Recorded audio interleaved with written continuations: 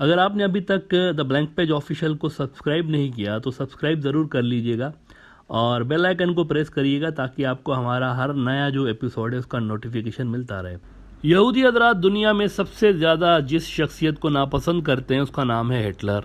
सख्त नापसंद किया जाता है हिटलर को इसराइल में, क्योंकि इनके बकौल हिटलर जो है ना, इसने लाखों यहूदियों को सिर्फ इसलिए मारा था क्योंकि वो यहूदी थे। लेकिन रूस ने इन दिनों दुनिया में एक नई बहस छेड़ दी इस हवाले से। आपको इल्म होगा कि रूस और यूक्रेन की जंग चल रही है, जिसका वैसे अभी तक रूस की जानिब से ऑफिशियल अनाउंसमेंट सामने नहीं आया। ये बात याद रहे, बहुत इंपॉर्टेंट बात है। ऑफिशियली उन्होंने ये अनाउंस नहीं किया कि we are in state of war, हम हालत जंग में, ये उन्होंने नहीं कहा। मतलब 40% से ज़्यादा यूक्रेन पे रशिया का कब्जा हो चुका है, लेकिन अभी तक ऑफिशियली रूस की जानिब से बाज़ाब्ता ऐलान नहीं हुआ। 9 मई को बाज़ाब्ता ऐलान पहली बार रशिया कर सकता है।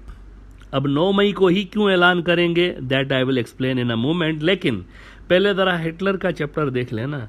इस जंग से हिटलर का क्या लेना देना यूक्रेन वाली जंग से। ज़ेलेंस्की जो है ना, यूक्रेन का सदर, ये एक ज़ायोनिस्ट यहूदी है और कई बार दुनिया भर के यहूदियों से यूक्रेन की मदद करने का अपील वो कर चुका है और इजराइल से बाहर अकेला यहूदी रहनुमा है किसी भी मुल्क का। कई बार ये जूइश कार्ड खेल चुका है इस हवाले से।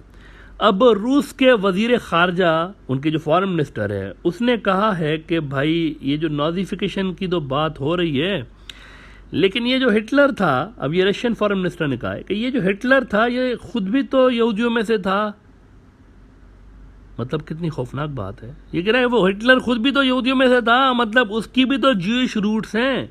नाउ आप में से बहुत सारे लोग ये सुनकर हैरान होंगे कि यार हिटलर यहूदी, ये कैसे हो सकता है। लेकिन ये एक ख्याल मौजूद है, ये भी एक थ्योरी है और बहुत से लोग इसको सच भी समझते हैं।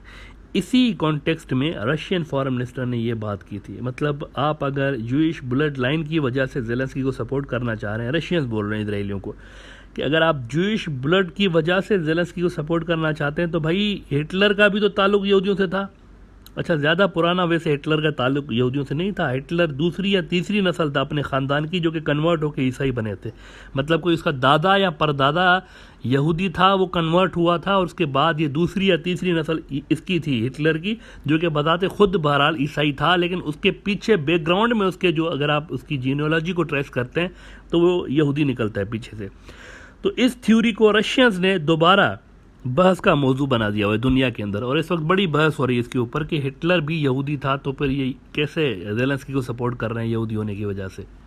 अच्छा, इजराइल गुस्से में, इजराइल इस पे शदीद गुस्से में है कि यार जिस बंदे ने हमारे लाखों लोग मरवाए, रशियंस उनको हमारा ही हिस्सा करार दे रहे हैं, हमारा ही खून करार दे रहे हैं।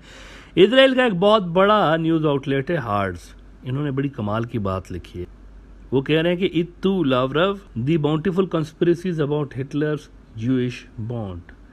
अच्छा जी, ये जो इत्तू उन्होंने लिखा है ना शुरू में, इत्तू, इसका क्या मतलब है? ये अजब सी लैंग्वेज है ना, ये तो हिब्रू भी नहीं है। इत्तू लावरव, तो इत्तू का क्या मतलब है?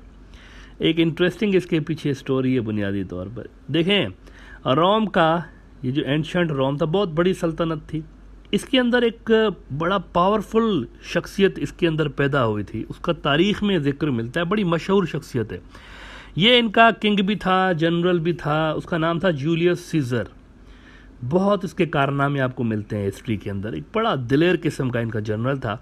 इसको जनाब अपने ही करीबी जो दोस्त थे, इनके जो करीबी लोग थे अपने, उन्होंने धोखे से कत्ल कर दिया था। बिट्रेयल था, धोखा था इसके साथ और उसको कत्ल कर दिया। उसको देखना नहीं चाहते थे, उसकी पॉलिसीज से खुश नहीं थे इसके करीबी लोग जो हुकूमत में थे। जिन पे सबसे ज़्यादा ये एतबार करता था उनमें वो भी लोग शामिल थे, तो उन्होंने इसको कत्ल कर दिया। जब अपने ही गद्दार लोगों के हाथों ये छुरियाँ खा रहा था ना आखिर में, तो करीब खड़ा इसका सबसे इम्पोर्टेंट और सबसे करीबी दोस्त, जिससे ये बड़ा प्यार भी करता था, ब्रूटस, बड़ा उसके साथ क्लोज था ये, मतलब उसका जिगरी दोस्त था। ब्रूटस ये मंजर देख रहा था लेकिन कुछ कर नहीं पा रहा था। ब्रूटस वो सामने खड़ा देख रहा था, इसको छुरियाँ लग रही हैं, ये देख रहा था।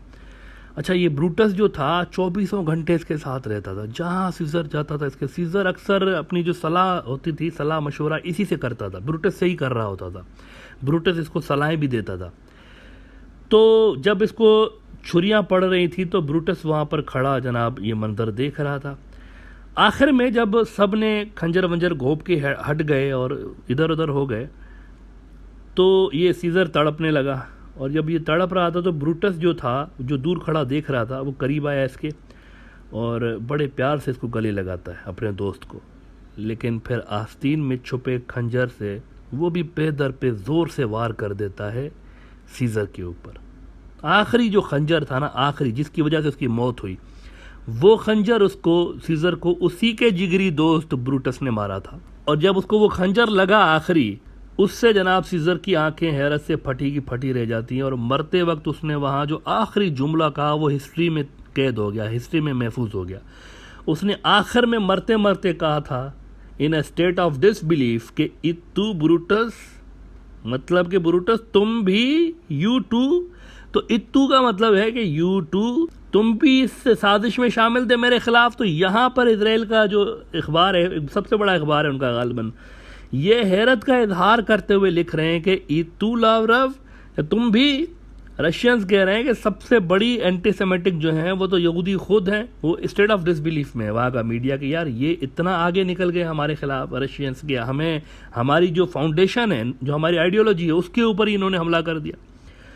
तो रशियंस कह रहे हैं देखें सबसे बड़े एंटीसेमेटिक जो है ना वो यहूदी खुद हैं, हिटलर इन्हीं का अपना खून था। इस पे जनाब इजराइल का एक और बड़ा अखबार है टाइम्स ऑफ इजराइल, उन्होंने भी लिखा है कि Israel demands apology for Russian foreign ministers unforgivable claim Hitler had Jewish blood. Israel ने रूस से माफ़ी का मुतालबा कर दिया है कि आपने ये बात करके एक नाकाबिले माफ़ी गुनाह कर दिया है, हमसे माफ़ी मांगे, हमारे दिल टूट गया है आपकी बात सुन के। हालांकि ये एक वेल नोन और वेल इस्टेब्लिश्ड थ्योरी है, ये कोई हवा में बात उसने नहीं की, पुरानी थ्योरी है। कहा जाता है कि उसके ज्यूइश ब्लड इसका है, इसके अंदर रूट्स उसकी जो है कहीं ना कहीं दादा परदादा उसका यहूदी थे। तो उन्होंने कोई ऐसी बात नहीं की जो कि उन्होंने याद दिला दिया है दुनिया को कि यार इस तरह नहीं होता कि ज़ेलेंस्की यहूदी हो तो सारी दुनिया के यहूदी इसका साथ दें, तो वो हिटलर भी यहूदी था इस तरह। तो ना अब आते हैं इस बात की तरफ कि 9 मई को क्या होने जा रहा है। 9 मई की मैंने शुरू में बात की इस प्रोग्राम के शुरू में कि 9 मई को कुछ होगा। आज क्या तारीख है वैसे? 5 मई है ना, 4 रोज़ के बाद 9 मई को कुछ ना कुछ होगा, कुछ ना कुछ होगा। क्या होगा? एक बहुत बड़ी चीज़ होने जा रही है। 9 मई वो दिन है, सबसे पहले तो ये जान ले कि 9 मई की सिग्निफिकेंस क्या है। 9 मई वो दिन है जब रशिया विक्ट्री डे परेड मनाता है हर साल। अच्छा, विक्ट्री डे परेड क्यों मनाते हैं? क्योंकि जब जर्मनी को शिकस्त हो गई थी तो अमेरिका, सोवियत यूनियन और बाकी जो सारे मिले हुए थे, ये अमेरिका और सोवियत यूनियन, रशिया जो है ये किसी दौर में बड़े करीबी इत्तेहादी थे। जैसे आजकल चाइना और रशिया है ना, ऐसे पहले दुनिया में अमेरिका और सोवियत यूनियन करीबी इत्तेहादी थे।